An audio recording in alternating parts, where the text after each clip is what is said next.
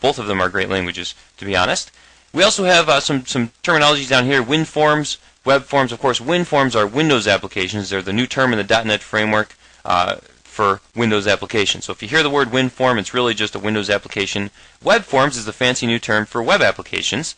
And assemblies are the new terms for DLL files. Code, pretty much where we package all our code into a DLL file. You think of an exe as kind of the actual executable file that we use to run the application, right, and which pops up the user interface. Well, an assembly is all those things. It can be an exe, it can be a DLL, it can be many things. But essentially, an assembly is the code boundaries that hold our code together. So we can logically group our code into assemblies, and they're still going to come out, of course, as DLL files or exe files. Now, the last thing we have here is the .NET Framework 2.0. And really, the .NET Framework 2.0 is a requirement. You can't even install a Visual Studio 2005 application on a computer without having the .NET Framework 2.0 there. And think of it as the runtime for a Visual Studio built application. And what is that? Well, think of it like this. Say you have a CD. Well, a CD, you can't really do anything with a CD unless you put it into a CD-ROM, right? So a CD-ROM is to a CD as the .NET Framework is to Visual Studio 2005 applications. So that's how that works. And let's get through a few buzzwords here.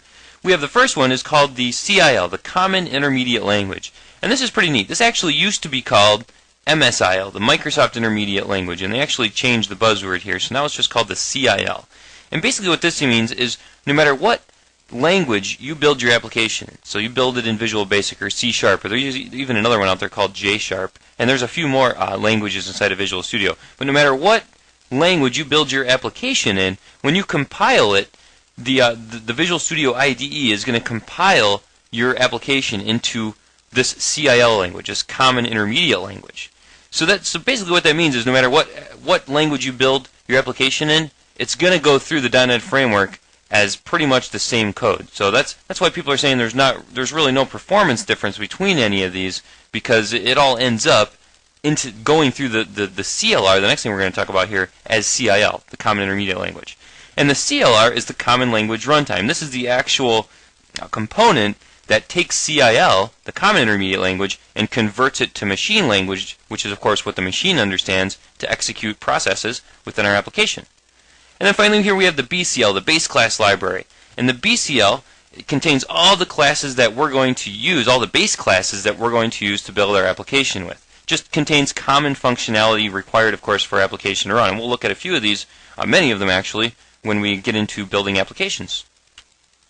Now, the next thing I want to touch on here is 70-526, the actual exam itself, the exam pack, which is a video series you're watching right now. I want to go ahead and just give you a brief overview here of how, again, this is broken out.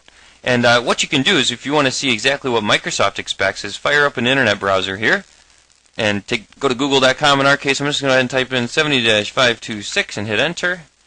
And you can see the first one that comes up here is the preparation guide for exam 70-526. And this just gives you a brief overview of everything they are requiring. You can see down here at the bottom, here's the skills measured. So creating user interface, for example, and here's all the things in creating user interface that we should understand and get familiar with. Integrating data into a Windows application, which we're going to take a big look at there. Implementing printing and reporting functionality, which we're also going to take a look at. Enhancing usability.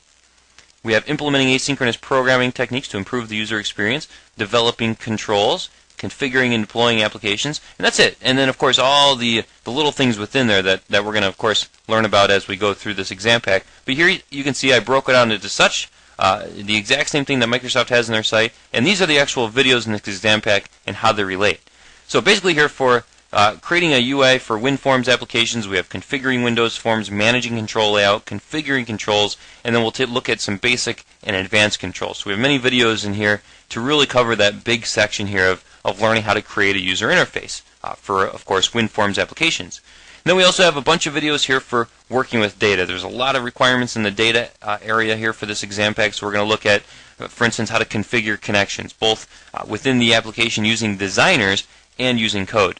We'll look at the difference between a connected and disconnected environment and how to work and program in each of them. We'll look here at